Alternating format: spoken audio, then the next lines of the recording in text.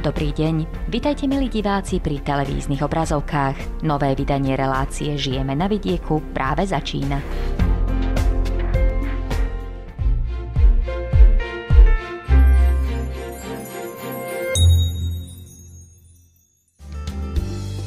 V dnešnom vydaní magazínu Žijeme na vidieku uvidíte: Múzeum, pamätný dom Pavla Jozefa Šafárika v jeho rodnom dome v obci Kobeliarovo láka do tejto malebnej dedinky v Rožňavskom okrese množstvo turistov. Miestni obyvatelia sa však od roku 2010 môžu popíšiť aj jedným z najkrajších domov smútku v širokom okolí. V aktualitách vám prinesieme najaktuálnejšie oznámy a upozornenia pôdohospodárskej platobnej agentúry. Relatívne malá obec Markuška s približne 170 obyvateľmi leží v prekrásnom prostredí slovenského Rudohoria. Aj s cieľom zabrániť aktívnej migrácii obyvateľov do väčších miest tu úspešne realizovali komplexnú rekonštrukciu viac než 50 rokov starej budovy obecného úradu a kultúrneho domu.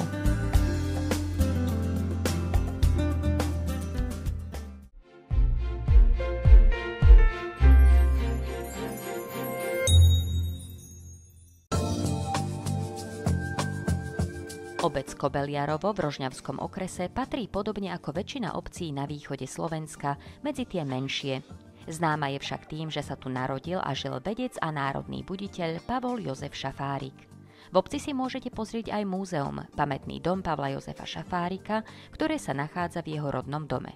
Aj vďaka tejto pamiatke láka obec turistov, ktorých zaujímajú národné dejiny, história a naši významní rodáci. V predošlom programovacom období prešiel tento pamätný dom rekonštrukciou, no obec sa snaží zlepšovať podmienky života svojich obyvateľov aj ďalšími rekonštrukciami. V roku 2010 preto bola zrealizovaná prvá etapa rekonštrukcie miestnej komunikácie v obci. Miestna komunikácia, čo sa týka autobusovej zastávky hlavne, a potom komunikácia smerom na horný koniec obce, tak táto komunikácia už bola vo veľmi dezolátnom stave. Vozovka bola potrhaná, boli tam strašne veľké výtlky, preto aj keď sa tieto výtlky miestami vyspravili, tak vydržali maximálne ten jeden rok. Jedná sa asi zhruba o kilometer miestnych komunikácií. Potom je jedna bočná ulička, zhruba 50 metrov. V obci bolo potrebné zrealizovať aj rekonštrukciu domu smútku. Priestory boli kapacitne nevyhovujúce a problémom bol aj chýbajúci prístrešok. Dom smútku samotný, ktorý bol postavený v roku 1994, tak tento pochádzal len bez prístrešku a vzhľadom k tomu, že pohreby, ktoré sa konali na miestnom cintoríne, keď prišlo viacej ľudí, tak boli vystavení rôznym poveternostným podmienkám, nepriaznivým samozrejme. Pôvodne bol len asfalt pred domom smútku. Po stranách boli len betónové kocky okolo domu smútku a samozrejme trávnatá plocha. Tak z tohoto dôvodu to bolo aj také neestetické. Obec vypracovala projekty na rekonštrukciu miestnej komunikácie aj na modernizáciu domu smútku. Oba boli schválené a prebiehali v programovacom období 2007 až 2010. Z programu rozvoja vidieka získala obec nenávratný finančný príspevok na rekonštrukciu cesty vo výške viac než 80 000 eur. Rekonštrukcia bola potrebná, pretože cesta bola v dezolátnom stave. Bolo na nej množstvo výtelkov, nerovností a spôsobovala prašnosť. Práce sa začali na začiatku roka 2010 a ukončené boli na jeseň toho istého roka. Rekonštrukcia a modernizácia domu smútku v obci Kobeliarovo bola rovnako financovaná z programu rozvoja vidieka vo výške takmer 50 000 eur. V rámci tohoto prístrežku sa potom urobila aj dlažba pred samotným vstupom do domu smútku. Taktiež sa potom urobil ten samotný prístrešok a urobili sa aj rigoly okolo domu smútku. Takže teraz tá dlažba a tie rigoly slúžia proste aj samozrejme na odvodňovanie vody, ktorá príde povrchová, a takisto potom slúži nám tam, máme tam aj pietný hájik pre občanov, ktorí do budúcna budú robiť kremáciu svojich neboštíkov. Prevádzka Domu smútku patrí medzi základné služby pre obyvateľov obce a má spoločenský význam. Po rekonštrukcii už ľudia nemusia pri pohreboch stáť vonku, pretože priestory sú kapacitne vhodnejšie ako predtým. Obyvatelia obce sa snažia ďalej zveľaďovať budovy kultúrneho a spoločenského významu. Svojpomocne napríklad udržiavajú budovu rodného domu Pavla Jozefa Šafárika. Za éry nového starostu boli priestory pamätného domu vymaľované a urobili sa vysprávky. Pôvodný dom Pavla Jozefa Šafárika rodný, ktorý bol, ostal takisto zachovaný v takom istom architektonickom zložení, ako bol.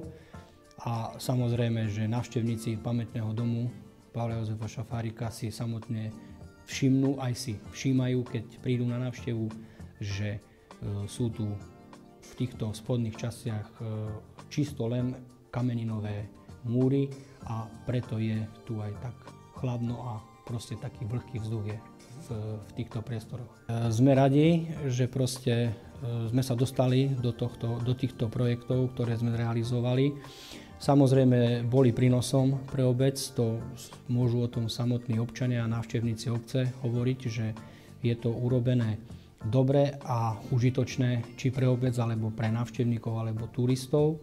No a ďalšia vec je tá, že samozrejme obec musela ísť do týchto projektov a čerpať eurofondy z toho dôvodu, pretože obec s počtom obyvateľov vtedy 460, ten finančný prínos pre obec nie je taký, že by mohla zrealizovať takéto veľké projekty samostatne zo svojich financií. Realizáciou projektov financovaných zo zdrojov Európskej únie sa zlepšila infraštruktúra obce, služby poskytované obyvateľom a návštevníkom, zlepšila sa kvalita života na vidieku a obec si zabezpečila vyššiu atraktivitu najmä pre turistov.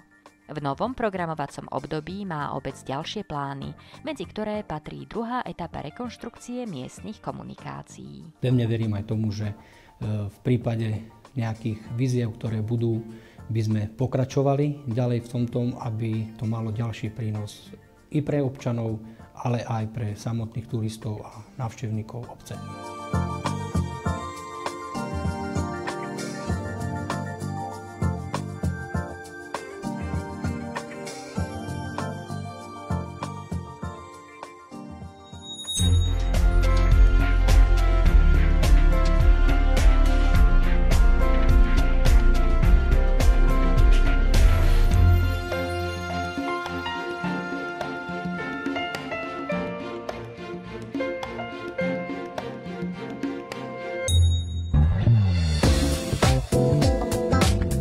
Pôdohospodárska platobná agentúra oznamuje, že vykonávacím nariadením Komisie Európskej únie 1165/2014 sa predĺžuje uplatňovanie nariadenia Európskeho spoločenstva číslo 2535/2001, pokiaľ ide o správu colných kvót na mliečne výrobky s pôvodom na Ukrajine do konca kalendárneho roka. Podrobnejšie informácie nájdete v príslušnom vykonávacom nariadení Komisie Európskej únie číslo 415/2014 uvedenom na stránke Pôdohospodárskej platobnej agentúry www.apa.sk. Pôdohospodárska platobná agentúra zároveň oznamuje, že vykonávacím nariadením Komisie Európskej únie číslo 1164/2014 a 1166 až 1169/2014 sa predĺžuje uplatňovanie vykonávacieho nariadenia Komisie Európskej únie číslo 411 až 414/2014 a 416/2014 z 23. apríla 2014, ktorým sa otvárajú dovozné colné kvóty Únie na čerstvé a mrazené bravčové mäso, čerstvé a mrazené hovädzie a telacie mäso, hydinové mäso, na vajcia, vaječné výrobky a albumíny a na určité obilniny s pôvodom na Ukrajine a ktorým sa stanovuje ich správa do konca kalendárneho roka. Podrobnejšie informácie nájdete v príslušnom vykonávacom nariadení Komisie Európskej únie uvedenom na stránkach Pôdohospodárskej platobnej agentúry www.apa.sk.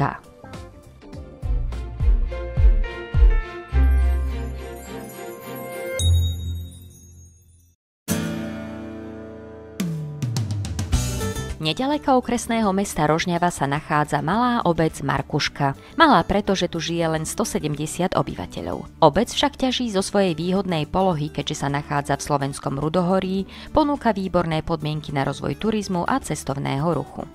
Aby si obec udržala obyvateľov žijúcich na vidieku a zabránila ich migrácii do väčších miest, potrebuje neustále napredovať. Medzi posledné väčšie rekonštrukcie, ktoré v obci prebehli, patrí aj rekonštrukcia obecného úradu a kultúrneho domu. Pôvodná budova bola viac než 50 rokov stará, čo sa podpísalo pod jej stav. Starosta obce sa snažil najnutnejšie opravy realizovať v priebehu rokov, objekt si však vyžadoval komplexnejšiu rekonštrukciu. To stávalo v tých 70. rokoch, tak čo bolo prístupný materiál a čím najlacnejší, tak to sa dávalo. No a to všetko premakalo a už boli diery, že sme to len pripínali tam papiere, aby sme to zamaskovali, keď nejaká udalosť sa robila. Vykurovanie bolo také, že boli tieto elektrické pece, ktoré fakticky haldu elektriky zobrali a teplota nejaká, lebo veľký únik cez okná, boli kovové okná tam. No a to nebudete utesniť tak, aby to skrátka zateplilo sa. Vonkajšie dvere, lebo sú dve vstupy. Jeden je stadeto od obecného úradu a druhý je zvonku. Ten nebol obmurovaný, to skrátka len schodište bolo, prístrešok a ste vošli rovno do sály. Takže tam to bol nešťastný únik tepla. Keď napríklad bola taká akcia, že sa robila v zime, tak to muselo zapnúť aspoň 3-4 dní dopredu, aby to sa vyhrialo. No a skrátka aj únik cez strop, to všetko utekalo cez okná, cez strop, cez dvere, podlahy, aj omietky, aj všetko to bolo v takom stave, že to dakedy, kto zobral keľnu, kto vedel, aby sa mu to ulapilo a stenu, tento zavakoval a tak to aj vyzeralo. S financovaním väčších projektov, medzi aké patrí aj rekonštrukcia obecného úradu, majú problém najmä menšie obce. Aby sa projekt v obci Markuška mohol zrealizovať, požiadala obec o nenávratný finančný príspevok z programu rozvoja vidieka Slovenskej republiky 2007 až 2013, opatrenie 341 základnej služby pre vidiecké obyvateľstvo. Na stavebné úpravy obecného úradu získali financie vo výške viac než 52 000 eur. Práce sa začali v lete v roku 2010 a trvali takmer rok. Zvonku sa upravila fasáda, lebo to bolo také už orýpané v dekade. Vymenili sa všetky okná za plastové dvere. Natrela sa stará strecha, čo bola ako, nie stará, ale prakticky už potrebovala náter, lebo tá nebola natretá odtedy, ak ju položili. Plech, ktorý je pozinkovaný, musí trošku, že už toľko rokov zase nie, aby bola hrdzá. No tak toto sa natrelo. Na kultúrnom dome tam sa vymenila celá strecha, ako plech nový sa dával. Potom sa pristavilo, to schodište sa obostávalo, ako prístavba bola spravená, aby to bolo všetko, ten priestor uzavretý. Tam takisto sa nová strecha na to spravila. Urobila sa táto rekonštrukcia vonkajšieho okolia, tam takisto sa brána spravila. Vo vnútri tam sa robili omietky všetky. Znukát v kanceláriách sa sadrokartón kládol, lebo povedali, že lepšie, keď sa zateplí so sadrokartónom a že predsa bude ako udržateľná tá teplota. Tak vnúkát je všade sadrokartón, chodby a ostatné miestnosti boli omietky porobené. Je tam zriadené sociálne zariadenie, lebo tam vôbec nemali. Takže musel, keď niekto prišiel na návštevu, alebo takto niekto cudzí, tak sme ho museli do súterénu pod kultúrny dom uviesť, že tam sú záchody, lebo inakšie nemal kde. No tak to sa spravilo. V rámci stavebných úprav obecného úradu sa zmenil aj systém vykurovania. Kachľové pece nahradili konvektory. Vďaka novému kúreniu a zatepleniu budovy tak obec ušetrí nemalé peniaze na spotrebe tepla.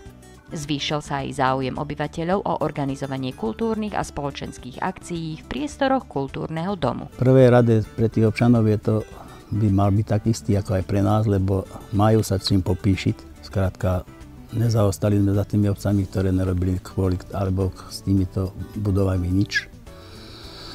No a kto chce nejakú oslavu, má tu všetko, je aj zariadenie také, že napríklad nemusí nič donášať, všetko tu je.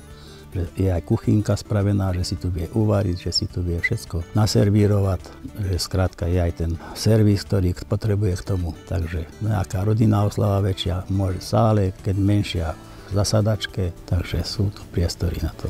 Realizácia projektov financovaných z prostriedkov Európskej únie nie je podľa starostu obce Markuška vôbec jednoduchá. Ako malá obec mali problém s nájdením banky, ktorá by im vôbec poskytla úver. Ja vám poviem, som pol roka nespával. No a nakoniec sme našli banku, ktorá v Rožňave nám poskytla, skrátka prvý úver pre našu obec robila. A už potom sa to rozbehlo tak, že tá banka už aj ďalším malým obcám dávala tieto úvery. Aj napriek rôznym problémom, s ktorými sa obec Markuška pri realizácii stavebných úprav obecného úradu stretla, sa zlepšili základné služby a život obyvateľov v obci. Vytvorené boli dôstojné podmienky pre poskytovanie služieb v budove obecného úradu a zvýšila sa aj atraktivita regiónu pre turistov a návštevníkov obce.